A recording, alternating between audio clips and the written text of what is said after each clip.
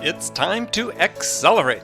Hi, I'm your host, Andy Paul. Join me as I host conversations with the leading experts in sales, marketing, sales automation, sales process, leadership, management, training, coaching, any resource that I believe to help you accelerate the growth of your sales, your business, and most importantly, you. Hi, my guest today on the show is Doyle Slayton, CEO and founder of Zoombi. Great name, XOOMBI.com. And we'll get into what Zoombi does and what Doyle does in just a bit. But Doyle, welcome to the show. Andy, thanks so much for having me. Always an honor to work with you. Oh, thank you. So, rather than have me read off some standard bio that your PR person sent over, take a minute, introduce yourself. What do you do? What does Zoombi does? We'll get into that maybe a little bit more later, but give us some background about Doyle Slayton. Sure.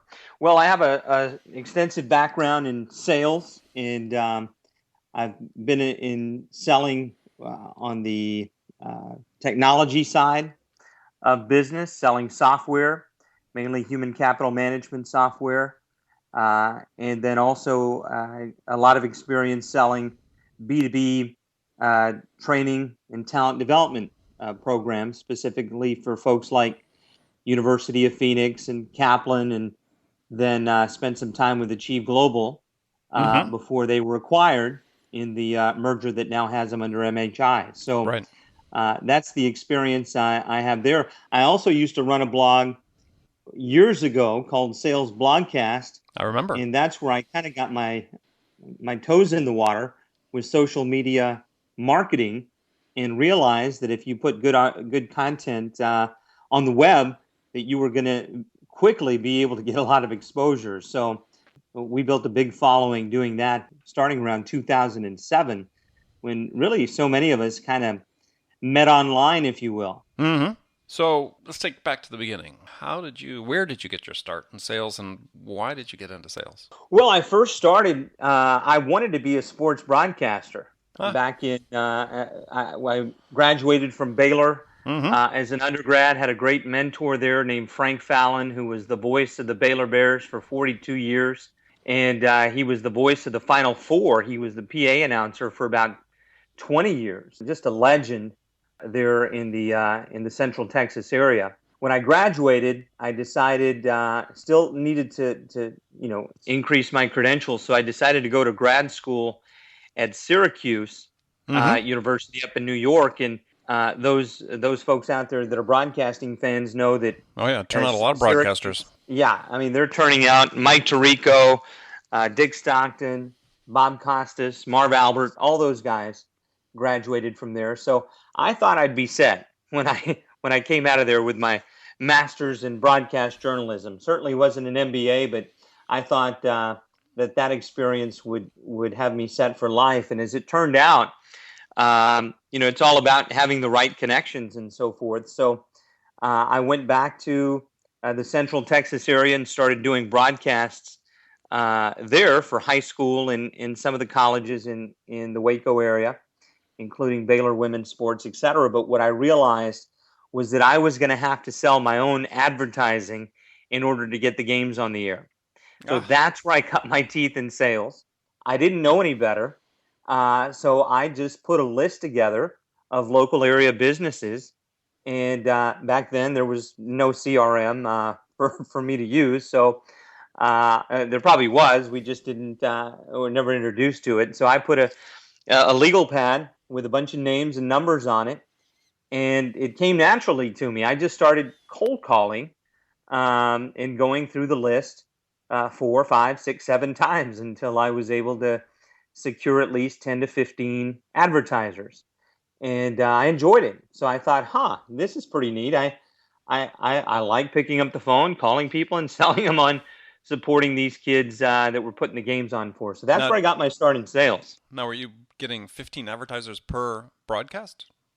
Well, it was a package deal. So Okay. I tried to keep it pretty simple and said, listen, if you can, pay 100 or, whatever it was, $150 a game, we'll run your ads along with live, commercials between timeouts, and then live spots that I'd read out during the broadcast. So if someone was going to sign on, they'd sign for all 10 or so games for football season. Then they'd get the playoffs for free or something along Huh. those lines. So that's how we packaged it.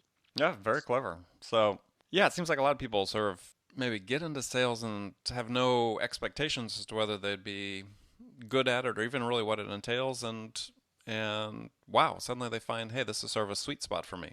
Well, and it really did start to, hit me and realize that everyone was different and they were going to require, different coaching and you know, and I'll give you an example. I had one guy that joined our team, and of course everybody had to sell to get on, and he wasn't getting anything. He wasn't getting any new advertisers. He wasn't getting any new affiliate stations, and so we sat down, and I didn't know what I was doing in terms of trying to manage him. I was a young kid myself, so I said, "Well, walk me through what it is that you're doing when you are calling on these prospects." And he showed me his sheet of paper, and he'd only gone through it one time.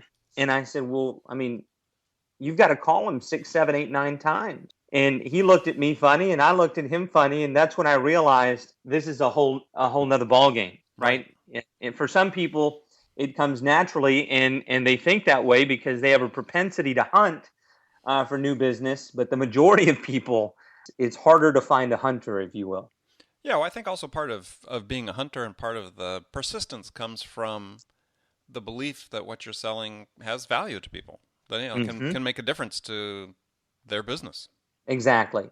I mean, I find few people that are persistent just for persistence sake, but That's so you went from there. You had software sales, tech sales, training sales. So during the course of your career, how have you seen selling change? Well, the biggest thing that I recognized, especially in software sales, was two things. One, if you're working for a startup or an expansion type company and are working in a new market where no one's ever heard of you, it's a lot more challenging than working for the brand name company especially when you're cold calling.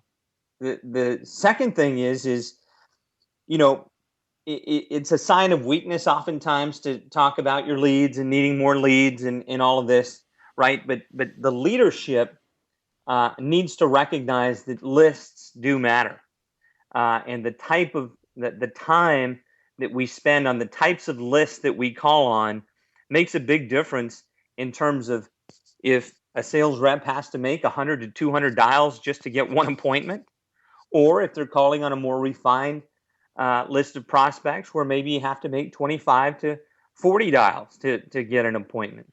So you're saying one of the things that's changed that the technology has improved, and the let's say the quantity and quality of information that's available that you can access through technology has improved to the point where you can be much more targeted in your outbound calling.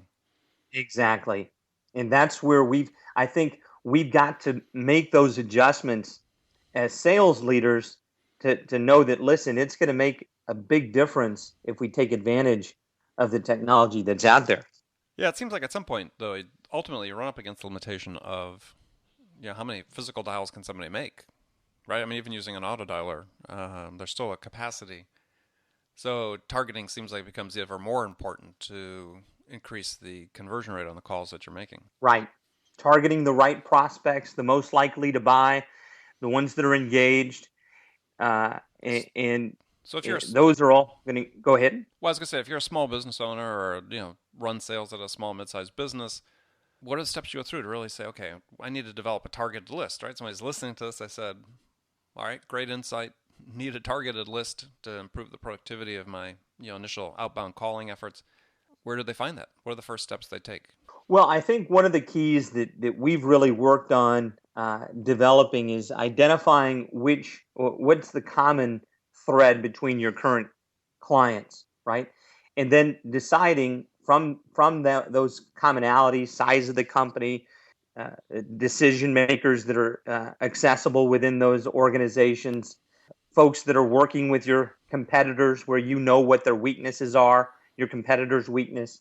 that you can target those at the most basic level.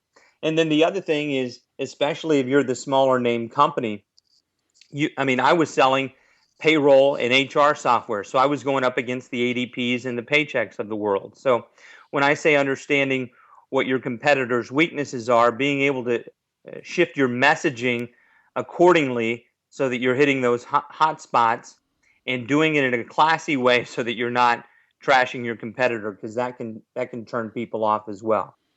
And then the other key factor to that is, one of the things that would happen often is that, we would do all the cold calling and open the door to get in. And no matter how much someone liked the software, at the end of the day, if you don't get in front of the right decision makers, the CFO might say, well, listen, I understand you like this software, Mr. and Mrs. HR person, but nobody gets fired for hiring ADP, right? Mm-hmm. So you've got to become a well-known brand in the market. And so that's where also you've got to get in the game with thought leadership and social media marketing of your content. And so those two things in combination, effective targeting and list building, along with brand building through content and social media, I think are the place to start. Right. So if you can identify your dream clients, there's a place to find online or through one of a number of companies like ZoomInfo or somebody. There's a way to identify a list of people that you can purchase that meet that criteria, right? Right. Back in the day, we used to pull lists from Reference USA and go by zip code, right? But the thing is nowadays, I think you've got to use more detailed information to be able to narrow the list down further. And one of the things that I like to recommend to folks is, don't just throw 1,000 contacts into a sales rep's database and expect them to just work it, especially a new rep. Okay, so let's start them off with maybe 100 accounts, depending, of course, on what the volume of sales has to be for a prospect. I'm talking about folks that need to close maybe 40 deals a year or so, right? Mm-hmm. So let's give them 100 target accounts, okay, and let's coach them and teach them how to work those 100 leads through the sales process, through the attempt to, multiple attempts to contact for a no contact strategy, and then also making sure we're keeping up with our follow-up schedule. Mm-hmm. Once all of those leads are in motion, all 100, right? And when I say in motion, that means that we've got all of our contacts with a follow-up task scheduled in the CRM. Then at that point, when I look at my daily schedule, if I have maybe 10 scheduled actions and everybody else is scheduled for tomorrow and beyond, then I know, listen, this rep is ready for another 100 prospects. And so I'll give them another 100 prospects and see how they're managing their daily to-do list of scheduled tasks on their prospects. And some people might be able to manage 100 targets. Some may be able to manage 300. Mm-hmm. So it's that ramp up and measuring of success with the types of leads and target accounts that each rep is working through. Good point. And then back to your previous point, or the second half of the point you made, in addition to the targeting, is thought leadership. And this is, given the tools that exist today for any business, LinkedIn, Facebook, blogging, Twitter, so on, is there's really an imperative for everybody to be an expert in their field and to be perceived as an expert in their field. So run through some basic strategies you recommend for an entrepreneur or a salesperson to start implementing a thought leadership strategy. Sure. Well, the thing that I tell our prospective clients and our new clients is, listen, what we've got to be able to do is position you in the market for these three things. People are going to hire you or buy from you because they like the way that you think, they agree with your methodology, and they believe that aligning with you is going to make them better, right? Yeah. So how do you repeat those three just so people put yourself in a position? Go ahead. Yeah. Sure. So they like the way that you think, right? Right. They agree with your methodology, and they believe that aligning with you is going to make them better. So you think to yourself, well, how am I going to put myself in that position for people to look at me and think of me that way? And that's the thought leadership piece, right? You've got to put yourself out there with high quality content on your website and then gain as much exposure as possible through social. And it's a powerful thing because you don't have to be spending a ton of money on pay per click and those types of things. When people start to see what your thinking is around their industry and they like it, they swarm to your site. And so that's the next piece of the puzzle, is being able to figure out how you're going to position yourself out there with that type of content. And so there are three really levels where content can be used effectively. And this is another thing that we really like to coach people to be able to do when it comes to their content. And the first one that's the most common that everybody talks about is the lead generation and conversion. And out there on social, getting people to come to your site and then leading them to a landing page after they've read the content and converting to a lead. But there's two other areas that I think are critical to continue that sales process through the life cycle of the lead. So the second one is sales prospecting and follow-up, right? Mm-hmm. So you've got leads coming in and converting, but now sales can use that content that we've been producing in the form of either other blog posts or value-added ebooks or tip sheets that are in context with what they're selling to a certain prospective client. So during the prospecting process and the follow-up, salespeople need to get away from this concept of, hey, Andy, we spoke 3 months ago and you told me that you had a lot of stuff going on right now, but if I called you in 3 months, that you'd be ready to go, right? So I'm calling you now, 3 months later, right, to see where you are. And what's the response? Doyle, I'm swamped. I've got 10 other things on my plate. Why don't you call me in 6 months? And so I'm sitting there thinking, as a salesperson, well, you told me 3 months ago, and now you're telling me 6 months. And so I'm just stuck in the land of the stalled, right? Right. So what I want to do as a salesperson is continuously be able to either subscribe my prospects to the blog, send them these definitive guides that relate to what we're trying to position ourselves as an expert in the field, to show them, listen, I've got to work with these guys because they know my industry. And so putting that content in front of folks on a regular basis in the right context makes all the difference with sales, prospecting, and follow-up. So far, I've talked about two things: lead generation and conversion, sales, prospecting, and follow-up. But there's a third, right? And this really applies in an area where we try to focus a great deal, is what's the biggest problem in SaaS if we're working with software companies? The biggest problem with software... SaaS is soft. I just want to define the term. SaaS is SaaS, software as a service. So software as a service companies, exactly. So the Salesforces of the world, let's use them as an example. What's the biggest problem with Salesforce? Is that people don't use it, right? So the third piece of that puzzle when it comes to leveraging content is customer loyalty and engagement. And HubSpot, I think, does it better than anyone else. I mean, they've got an insider's blog and offers that help users learn their system and how to leverage it for good, right? So that third component is key to software companies who, once the sale is made, it's not over. You've got to be able to get users to buy in to how the product is used, and to create content that not only teaches people how to use it more effectively, but to create content that maybe managers can use during meetings to bring to the table and make their meetings more effective, and to coach on the methodology and tactics that they're trying to get people to execute on a day-to-day basis. Mm-hmm. There's a lot of power to that. Okay. Right? So to me, those are the three different areas where we like to coach our clients to develop their content in such a way to position them as that industry expert out in the market. All right, great. Well, we're going to take a short break, and when we come back again, we'll be with Doyle Slayton founder and creator of Zoombi. This is Andy Paul on Amp Up Your Sales. Be right back. Hi, this is Andy. Connect and Sell is used by sales reps at nearly 1,000 companies, including hundreds of technology startups and several Fortune 500 companies, to overcome the challenges of getting prospects on the phone.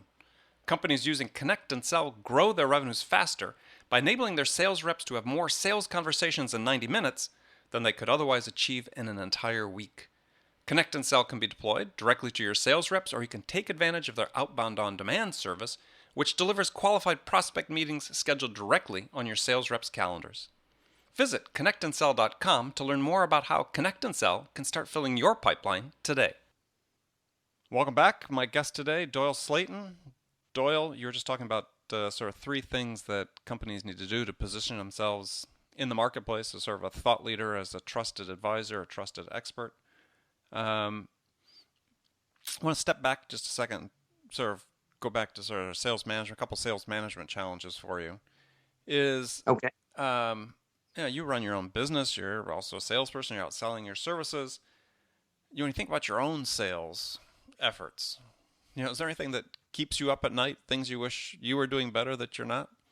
Well, when it comes to us personally, we've been in business as this service offering for just over a year. So I've got plenty of experience in sales, plenty of experience in sales management, in leadership positions, but I never really had the guts to make that entrepreneurial leap because I've got 3 little girls and a wonderful wife, and we've tried to keep it. It was best for our family to try to keep it as a stay-at-home mom type of scenario. So what I started to realize was, listen, as much as I'm selling for folks that I'm working for, what would happen if I could just bite the bullet and find a way to, actually take the leap, start my own business? I know I can help people. And so we made that leap just over a year ago, sold my house to try to get some extra funds to be able to go for it. I mean, we went all in. In. You didn't sell it. Didn't sell your bicycle, did you? I didn't sell my bicycle. Okay. We kept that. But I'll tell you, that's one of the things I need to improve on. I need to get back on it. But here's the key. What I have found as a small business owner is making decisions to say, where are you going to spend your time so that you're driving revenue, right? And so to me, we've got to spend more time selling, because you can focus on too many other things. Like, am I going to make this color red, this button red or blue? That doesn't drive revenue, right? I've got to get in front of as many prospects as possible. So it's just playing with the numbers, setting goals that are going to allow me to hire the right folks in the right positions at the right time. And one of those moves here, a year into it, has got to be to get a salesperson on, full-time salesperson on, within the next couple of months. Mm-hmm. So that's the first area where we've got to get better, is to get in front of more folks full-time. So another question for you then. So let me give you a hypothetical. And let's assume that you're being brought in as a manager to a company that's got a sales team that's, underperforming, quite frankly.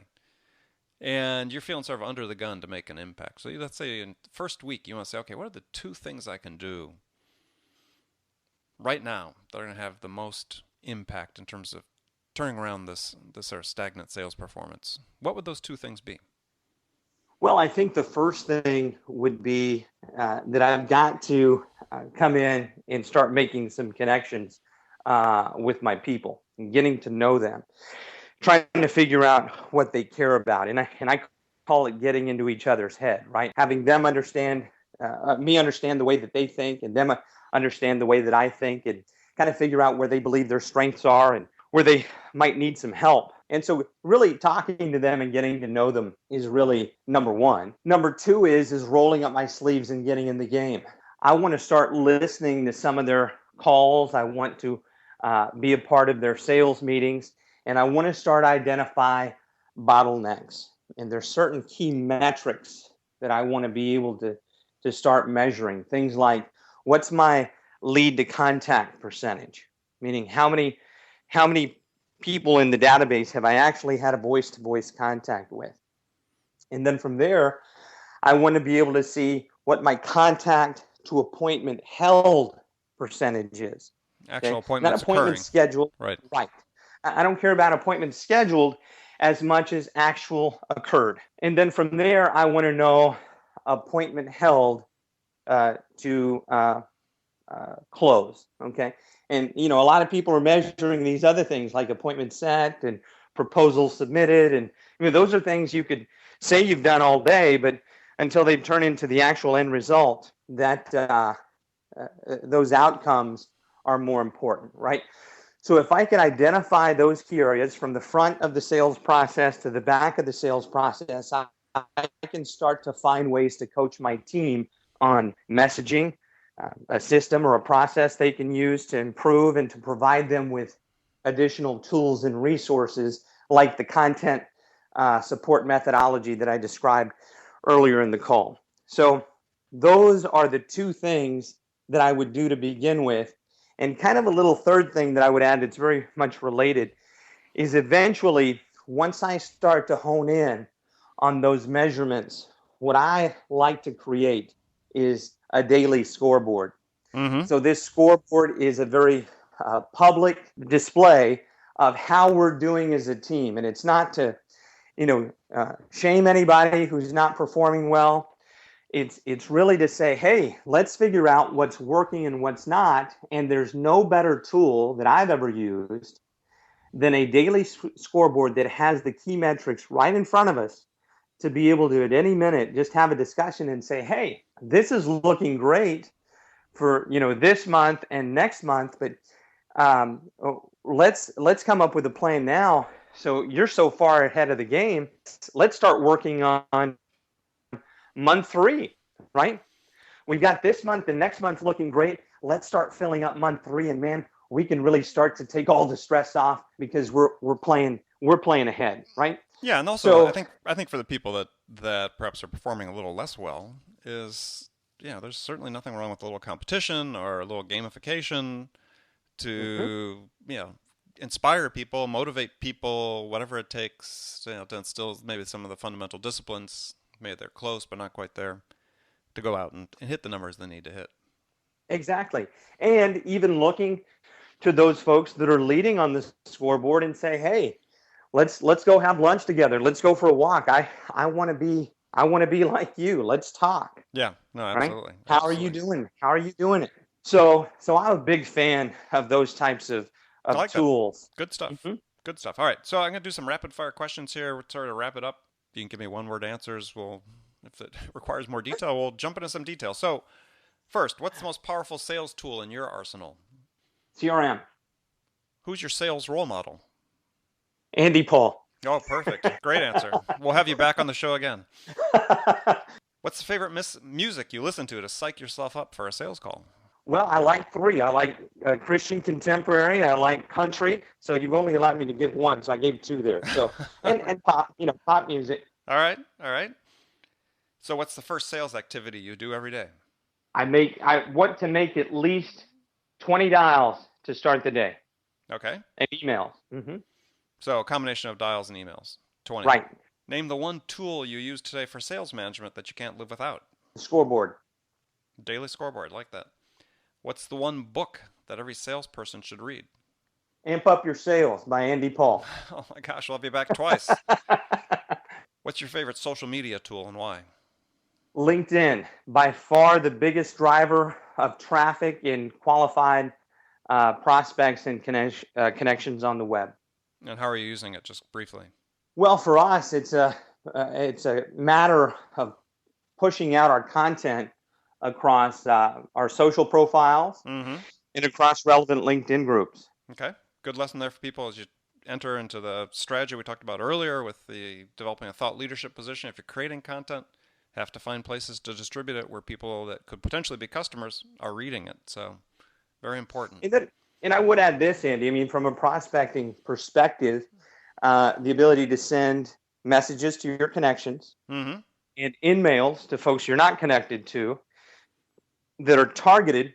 A lot of people talk about social selling, but I think that's one key area to incorporate into your social selling process is targeted in context messages through LinkedIn messaging and InMail. I agree. The one question you get asked most frequently by salespeople. What's the one thing that I'd need to do to become a top performer? And what's your answer? There is no one thing.